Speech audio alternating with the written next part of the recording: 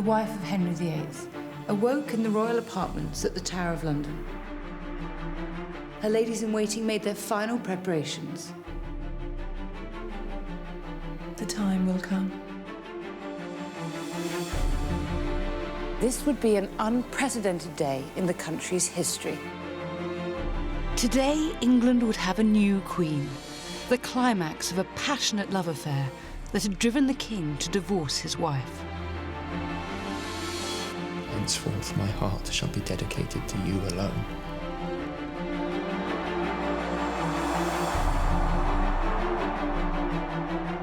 As she emerged outside, thousands of excited spectators cheered, greeting her for the very first time.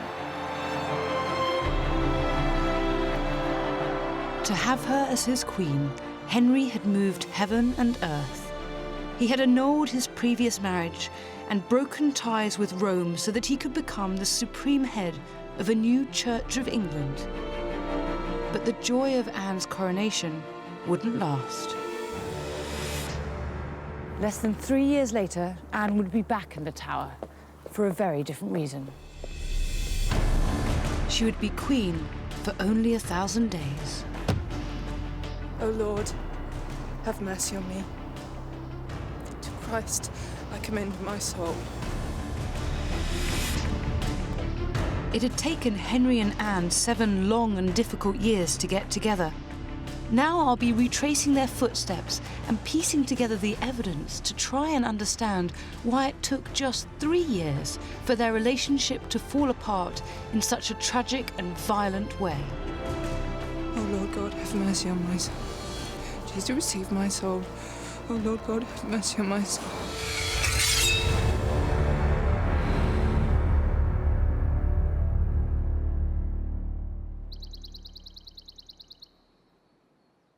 When Anne became queen, she was already pregnant.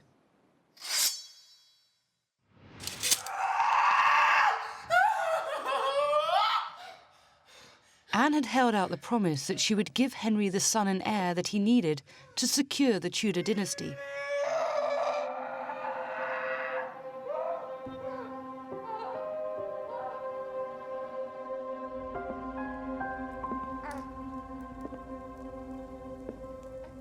But Anne failed to fulfill that promise.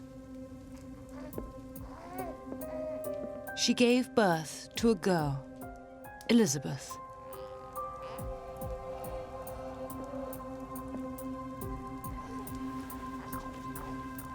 It was a massive disappointment.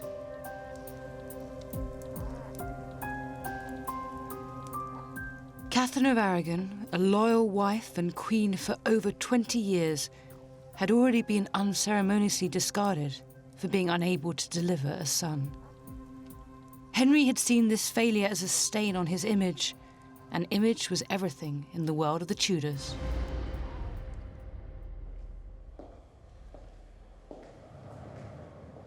Henry needed to be seen as a king who could continue his dynasty. This is a cartoon that was prepared by Hans Holbein, a sketch. And it is such an insight into how Henry wanted to be seen. Because for a start, he's actually taller than he was in real life.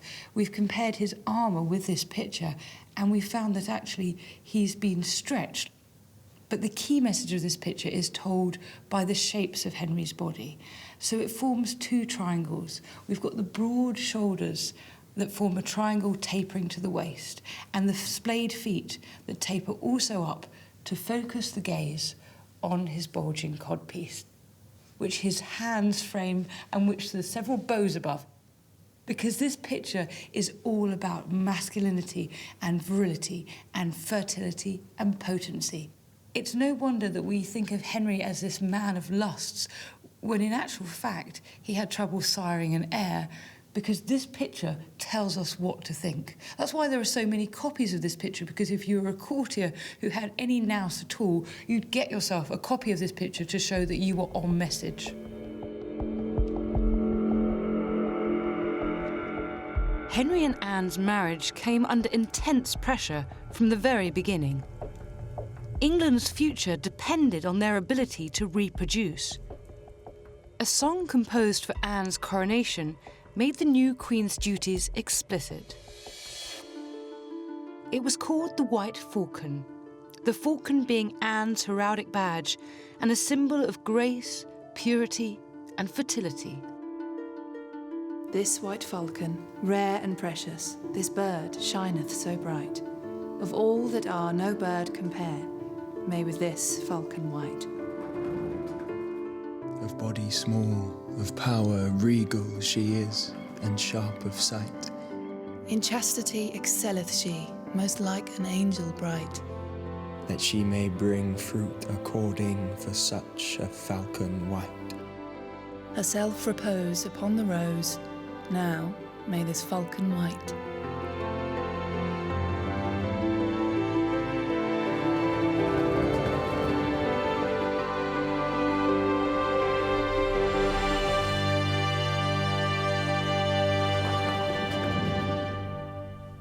The symbolism is clear. As King and Queen, Henry and Anne were expected to produce a male heir. Under such pressure, Anne's increasing desperation began to show. Less than a year after Elizabeth's birth, rumours circulated that the Queen was once again of a goodly belly. But mysteriously, there's no record of either a miscarriage or indeed a birth.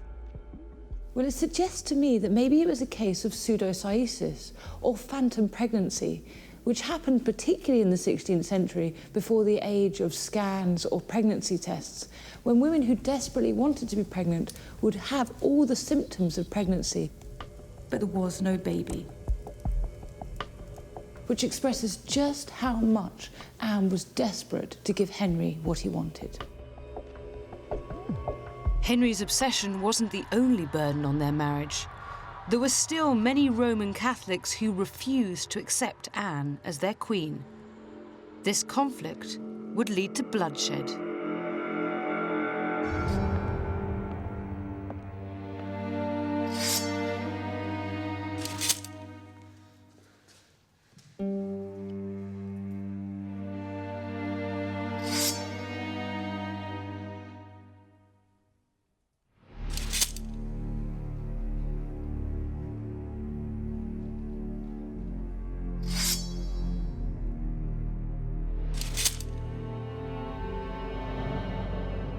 Henry VIII had paid a heavy price to marry Anne Boleyn. In removing the Pope's authority over England, he had made Catholic enemies at home and abroad. To protect his own position, the king needed the loyalty of his subjects, and he was prepared to create new laws and use force to get it. In 1534, Henry's government passed the Act of Supremacy, which said that Henry was and always had been supreme head of the Church of England. They just hadn't noticed it recently. And following on the heels of that was the Act of Succession. This said that Anne was his lawful queen, and any children they had would be the true heirs to the throne. And all English subjects were required to swear that this was the case. And some people found this very hard to swallow. Those that refused to swear the oath were treated as traitors. This is Charterhouse in central London. In the 16th century, it was a flourishing monastery, and at its head was Prior John Houghton. He would pay the ultimate price for defying Henry.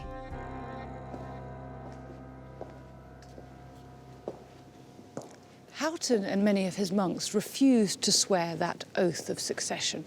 And so in April 1535, 10 of them were taken to Newgate prison. And within fewer than 3 weeks, they were tried, convicted, and executed for treason. And we have an astonishing account of their execution. A foreign report on the gruesome event was graphic. What it said was this: they were dragged to the place of execution in their habits, to the great grief of the people. They were hanged, cut down before they were dead, opened, and their bow and hearts burned. Their heads were then cut off and their bodies quartered. And another report adds the shocking detail that the executioner caused them to be ripped up in each other's presence their arms torn off, their hearts cut out and rubbed upon their mouths and faces. And the barbarity of this act was blamed directly on the King of England himself. Far from easing the pressure on Henry and Anne's marriage, the deaths of these dissenters only amplified it. They needed a son more than ever to justify their actions.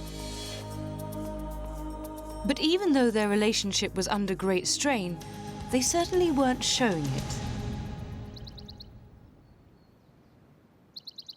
I've come to a castle in Gloucestershire. It's a place that reminds us that for more than 2 years, they were happily married and still in love. The royal couple came here for 10 days in the summer of 1535, just a few months after the bloodshed at Charterhouse. Today, it's an upmarket hotel. Hello. Hello, welcome to Thornbury Castle. Thank you. My name's Lipscomb. I've got the keys to a unique hotel room.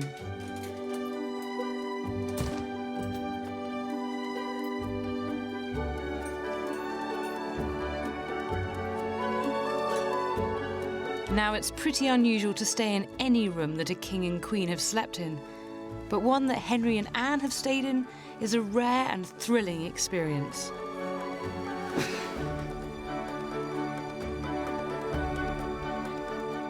Of course, it's hard enough to know what goes on behind closed doors in modern relationships, let alone at a distance of almost 500 years. But what we do know is what other people said about Henry and Anne. And what they said is that Henry and Anne were merry together.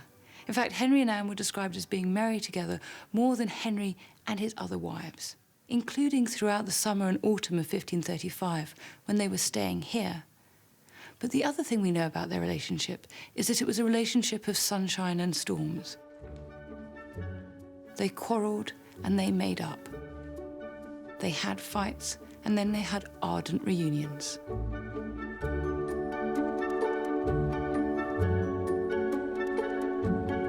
Henry and Anne were now 2.5 years into their marriage, and as 1535 drew to a close, all seemed well in their world.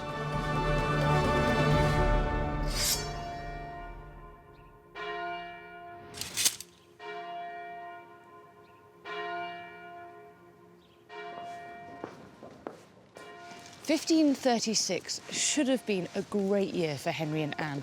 The king was now supreme head of the Church of England, and any son that they had would be the legitimate heir to the throne. And things were looking optimistic on that front, because Anne was pregnant again.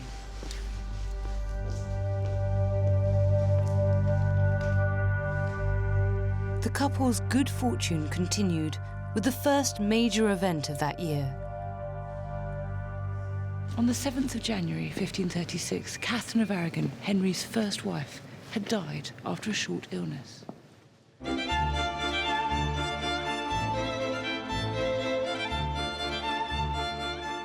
In the eyes of Rome and Catholic Europe, Catherine was still the legitimate Queen of England. Her nephew was the Spanish king, Charles V, a serious threat to Henry's reign. On the day his ex-wife died, Henry was busy partying at court. No one could now dispute his marriage to Anne.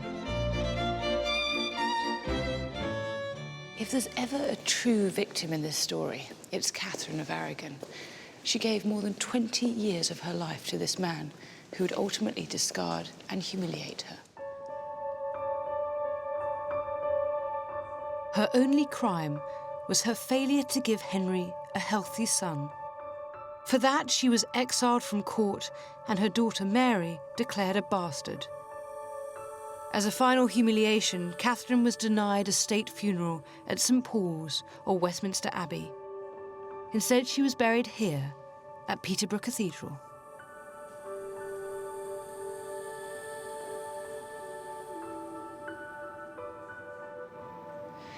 I find it quite moving and sad to be here by Catherine's grave. Catholics viewed Catherine as a martyr, And her story is so tragic that people still want to mark her life. Look at all this. People have brought flowers and posies, and the pomegranate, her symbol, to remember her by. So Catherine remains an inspiration. Henry and Anne treated her with utter contempt. So self-absorbed were they. Ultimately, she would be just another victim of their destructive love affair.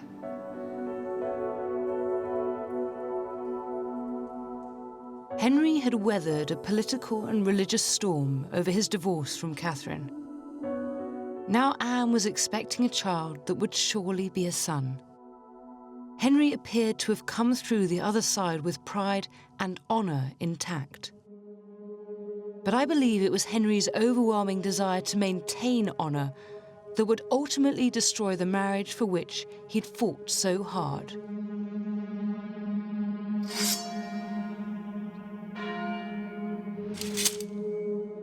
Just 17 days after Catherine's death, Henry and Anne's relationship suffered a major blow.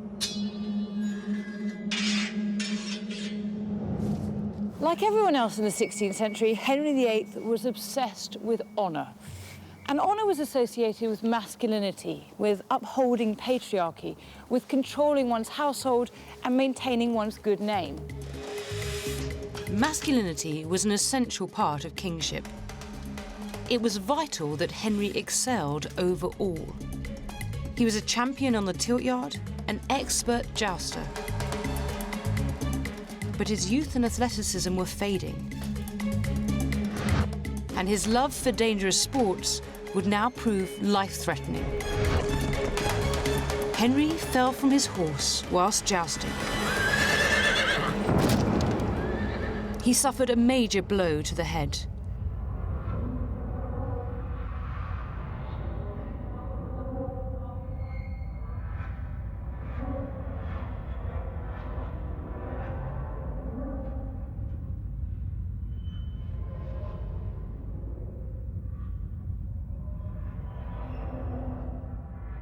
The king was reported to be unconscious for over 2 hours. Such a severe head injury could be partly responsible for the marked change in Henry's personality. He became an increasingly brutal and cruel king. We understand that the young Henry was very different from Henry in the later years of his life, and there are a couple of ideas about why that could be and how his brain might have been involved. If he underwent damage to the frontal lobe of the brain, it's this part here, just behind the forehead. And if he hit the ground very hard, then the front part of the brain could bash against the skull and cause damage to this area. And the reason why that's important is that the frontal lobe, here, the biggest lobe of our brain, is the area responsible for our personalities and our behaviour. It processes our experiences and makes us the people that we are. And we know that people who have damage to the frontal lobe, it may just exacerbate character traits that they already have. So if they're slightly grumpy, they may, after their injury, be very grumpy. Often people say it's like a completely different person, and so their characteristics change completely. So it's possible that that's what happened to Henry. We also know that the impact of his fall opened up an old ulcer in Henry's left leg, which would never heal. We know that actually Henry's physicians did try to drain his ulcers, and they used hot irons, almost like a hot poker, that they pushed into his ulcer with no anaesthetic. And that can't have done very much for his temper. And worse was to come. Henry's jousting accident would be blamed for the next disaster to strike at the heart of Henry and Anne's marriage.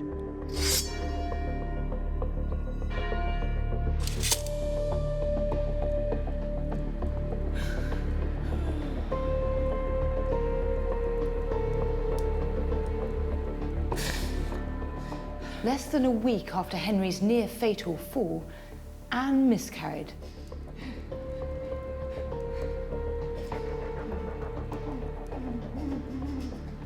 She blamed her miscarriage on her shock at hearing the news of the king's fall. The fetus was 3.5 months old, old enough for them to be able to tell that it would have been a boy.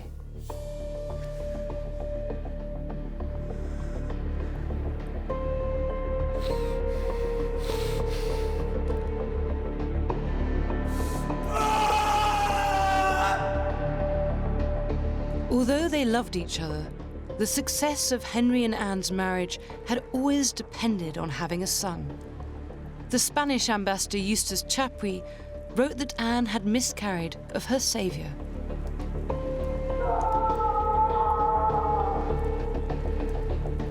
He believed that the Queen had sealed her fate. Well, we know that Henry was distraught. Reports said that he showed great distress and great disappointment and sorrow at the loss of this child. He's reported to have said, "I see that God will not give me male children." Henry had seen his failure to sire a son with his previous wife, Catherine, as a sign that God disapproved of his first marriage. Was the miscarriage a sign that Anne didn't have God's backing either?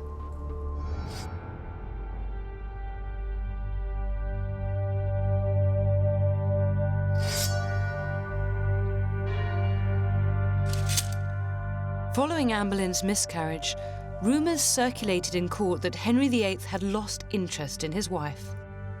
Anne was never a popular queen, and without a son, she was exposed to those at court who would rejoice at her downfall.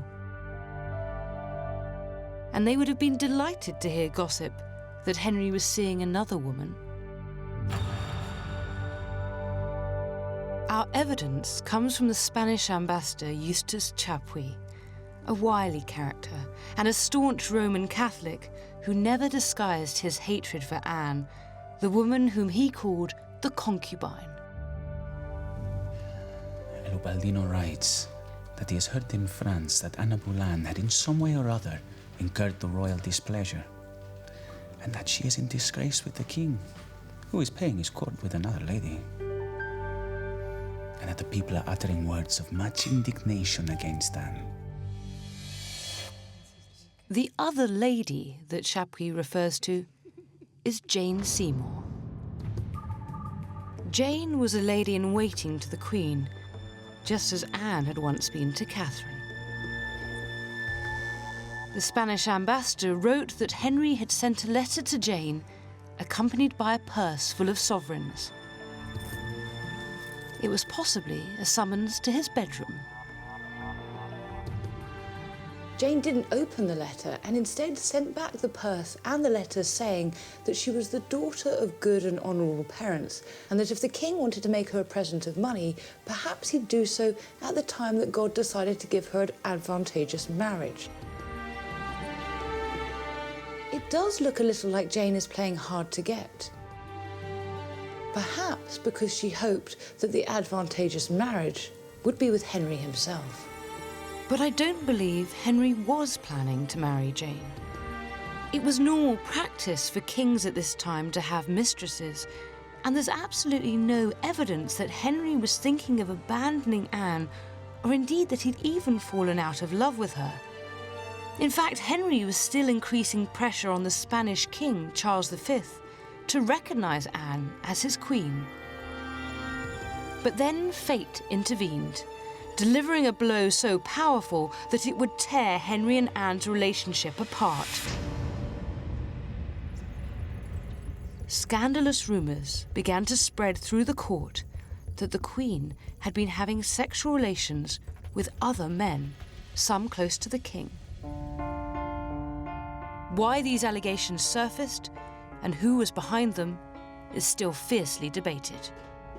Was she guilty of the charges against her? Were there dark forces behind the scenes plotting her downfall? Was Anne the victim of court gossip? Did careless talk cost lives? We know that Anne could be feisty and sometimes even flirtatious, but it's extremely doubtful that Anne would commit adultery. Frustratingly, we don't have the evidence to give us a clear picture of what was going on. But perhaps we can understand Anne's downfall through a more recent royal scandal. Former courtier Patrick Jeffson was Princess Diana's private secretary.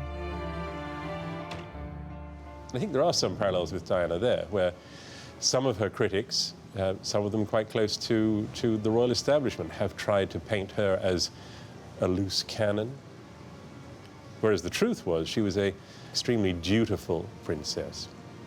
Well, Diana was painted as this woman who had many lovers. Anne was, of course, as well. And it's extraordinary to me that 500 years later, the way you can really blacken a woman's name is to suggest that she's some sort of sexual predator. I think they were both very sassy women, and you can't sass around in court and not expect to bear the consequences sooner or later. When your usefulness has been outlived, then you better watch out. In other words, they would find anything they could to condemn her in the eyes of the world. It seems to be at the heart of this question about Henry and Anne is the question of scandal. And of course, you have been in a court that had a certain amount of scandal associated with it. I mean, what can we learn from that? Scandal is one way in which courtiers, or those who make their living from the court, are able to sort out their own pecking order. And when scandal doesn't exist, then there will always be somebody around to create it. And I think the extraordinary thing about Henry is, my conviction is that he does genuinely believe that she's committed adultery. Because there would be nobody who wanted to keep their head on their shoulders who was going to tell him he got it wrong. And this is why today I think it is still the case that to give advice to a royal person, let alone tell a royal person they're getting it wrong, that's quite an art. And I don't know how many people have got that art or want to exercise it. There is nobody, I think, today who will tell senior members of the royal family that they're getting it wrong. According to one account, when rumours of Anne's infidelity reached Henry, he was shocked and his colour changed. He immediately ordered an investigation into the allegations. Arguably the most damaging and hurtful of these involved adultery and treason with one of the king's oldest friends, Henry Norris. Norris was a gentleman of Henry VIII's privy chamber and a groom of the stall, a role that traditionally entailed wiping the royal bottom. In reality, it meant that Norris was Henry's closest companion, someone he truly trusted. But in Henry's court, walls had ears. No one was immune from the deadly consequences of rumour and gossip. In an indiscreet conversation, the Queen was said to have asked Norris why he hadn't got married yet. And when he replied that he would tarry a time, Anne said, "You look for dead men's shoes. For if aught came to the king but good, you would look to have me." In other words, you want to marry me when my husband's dead, don't you? Norris's response, that he'd rather his head were off, suggests he knew that they'd committed a serious faux pas. They had imagined the king's death, which under the Treasons Act was illegal. Henry launched an investigation into Norris's conduct, along with many others who were suspected of having had sexual intercourse with the Queen, among them her own brother, George.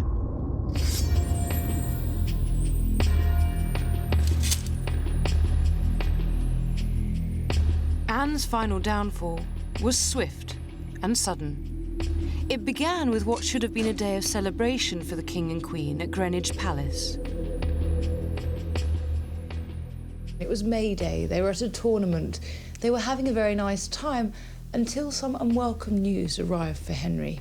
It turned out that a musician who'd been interrogated, possibly under torture, had confessed to sexual intercourse with Anne on 3 occasions.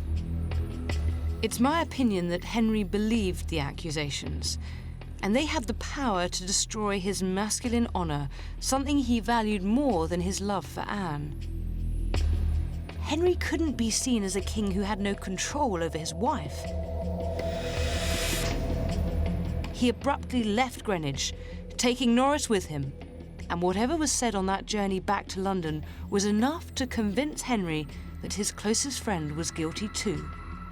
Norris would end up on the scaffold. Henry would never see Anne again. She would never have a chance to meet her husband, to talk it through, to give her side of the story, to protest her innocence. That same night, alone at Greenwich Palace, Anne was given all the usual attention of a queen. She was still completely unaware that her life was unravelling.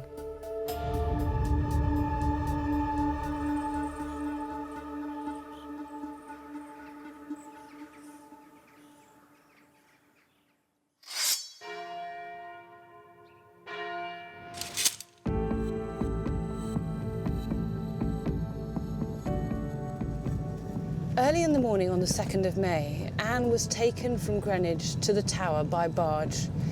She had no idea why. She could never have imagined that she was experiencing her final moments of freedom. She travelled in through this water gate in St Thomas's Tower, now known as Traitor's Gate. In those days, the Thames came up all the way to these stairs.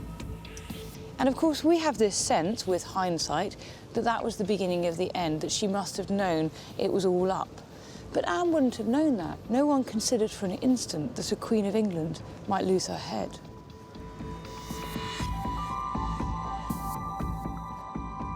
Sometime after arriving at the royal apartments at the Tower, Anne was accused of a long list of sexual crimes and treasonous acts. We don't know how the news was broken to her or how she reacted. Henry, meanwhile, simply disappeared from public life, no doubt wanting to escape the hurt and embarrassment that his wife's trial would bring.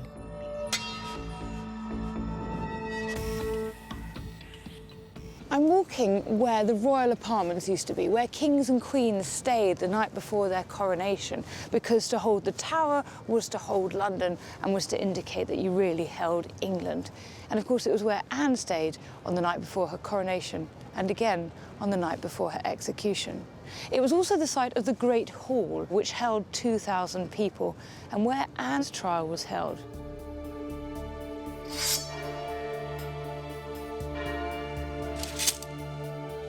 Anne's trial took place in front of 2,000 people, and she was judged by a jury of peers led by her own uncle, the Duke of Norfolk. Surviving documents from the trial reveal some of the more salacious accusations levelled at Anne. Oh, I'm looking forward to seeing these.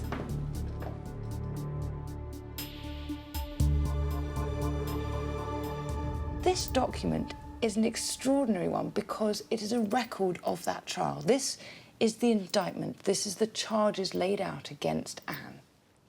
It says, for example, that Anne has diabolically seduced these men because of her frail and carnal appetites, because of her lust. It doesn't stop here. It goes on and on. Over here, it describes Anne's relationships with these various men. So it mentions here, for example, Henry Norris, and says that he has violated and carnally known the Queen.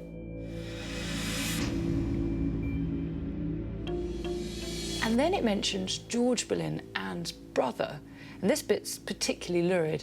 It says that she has allured the said George into putting his tongue in her mouth, and she has put her tongue in his mouth.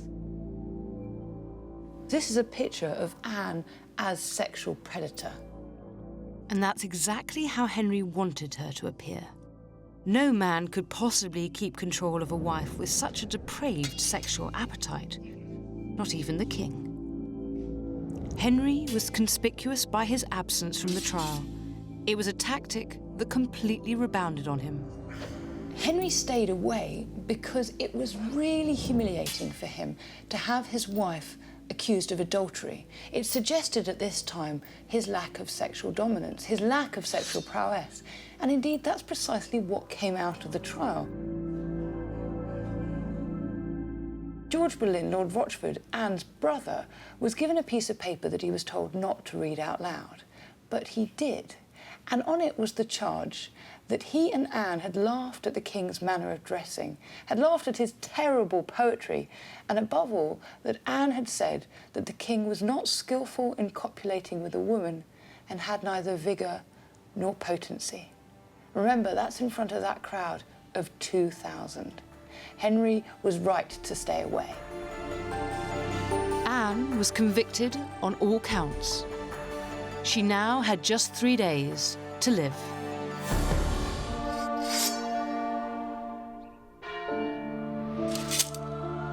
The outcome of Anne Boleyn's trial was never in doubt.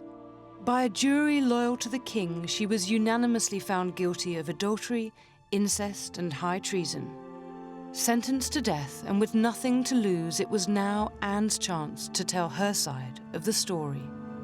I am entirely innocent of all these accusations, so I cannot ask pardon of God for them. I have been always a faithful and loyal wife to the king. I've not perhaps at all times shown him that humility and reverence that his goodness to me and the honour to which he raised me did deserve. In some ways, Anne's trial speech is entirely straightforward. She says that she is innocent, that she has always been a loyal wife to the king. But then there's that curious line about not having shown him the humility and reverence that his goodness to her and the position to which he raised her justified.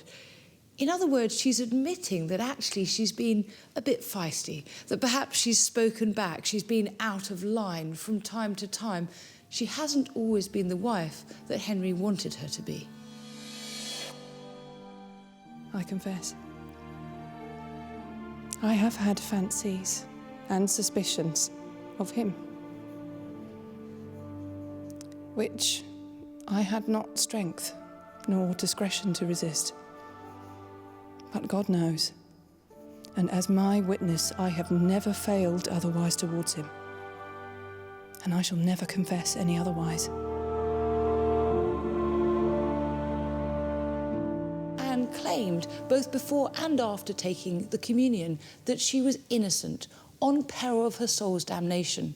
And I think she was. I also don't think there's any evidence to sustain the idea that Henry wanted to get rid of her.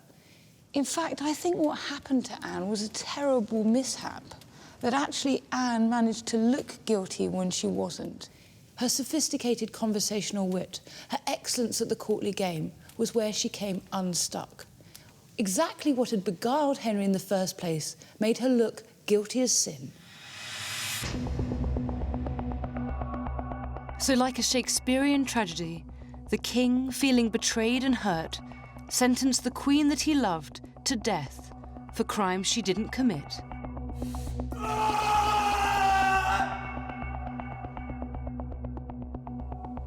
I think that the concubine's little bastard Elizabeth will be excluded from the succession, and that the king will get himself requested by Parliament to marry.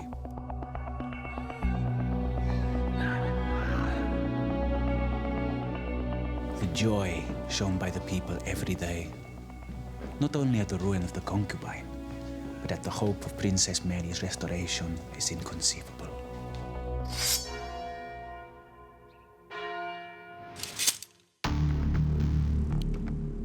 While Anne awaited her execution in her chambers at the Tower, she may well have heard the commotion outside as the 5 men she was accused of sleeping with, including her brother, were beheaded. I can't begin to imagine how she must have felt.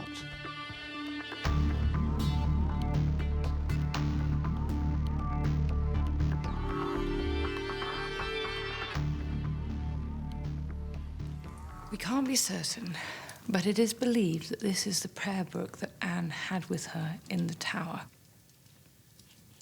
I've spent a lot of time thinking about Anne's weeks in the Tower, how she racked her brains, how she tried to figure out what had got her into that mess, the hysteria, the trauma, the terrible time she must have had. And the idea that she had this with her at the time and that I'm now holding it in my hands is something I can't quite express. This is the wonder of history, this tangible sense of reaching out to touch the past.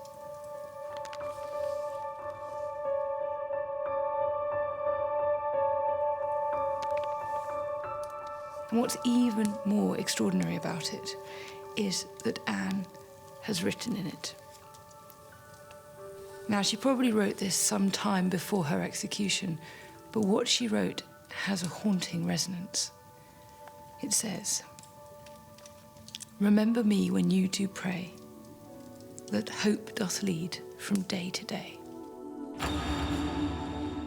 Remember me when you do pray, that hope doth lead from day to day.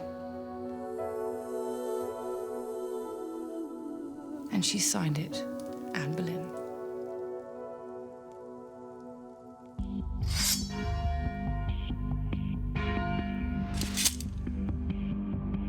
Anne left her chambers at the Tower a little before 8 o'clock in the morning. Awaiting her at the end of this short journey was an expert French swordsman summoned by Henry as an act of mercy. For a dignified execution befitting a queen, a scaffold had been erected inside the walls of the Tower, away from the public. An eyewitness reported Anne's final words. Good Christian people, I'm come hither to die. For according to the law, and by the law, I'm judged to die. Therefore, I shall speak nothing against it. I'm come hither to accuse no man, or to speak anything of that, whereof I'm accused and condemned to die. But I pray, God save the King, and send him long to reign over you all. For a gentler, nor a more merciful prince was there never. And to me, he was ever a good, a gentle and sovereign lord.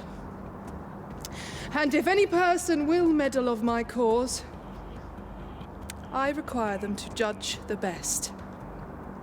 And thus, I take my leave of this world and of you all. And I heartily desire you all to pray for me. O Lord God, have mercy on my soul. To Christ I commend thee. Jesus, receive my soul. O Lord God, have mercy on my soul. To Christ I commend my soul. Jesus, receive my soul. O Lord God, have mercy on my soul. The Queen of England was beheaded with a single clean strike of the French blade.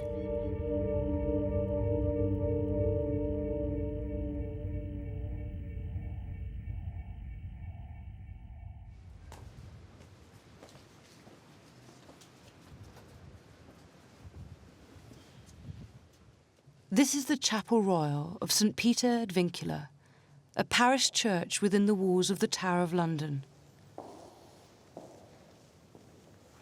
After Anne was executed, she was brought here to be buried, or at least most of her was. If they did what they did with other traitors, they would have taken her head, boiled it, tarred it, and put it on a spike on London Bridge before throwing it into the swirling Thames. But the rest of her is here, somewhere beneath my feet, and this is where she should be remembered.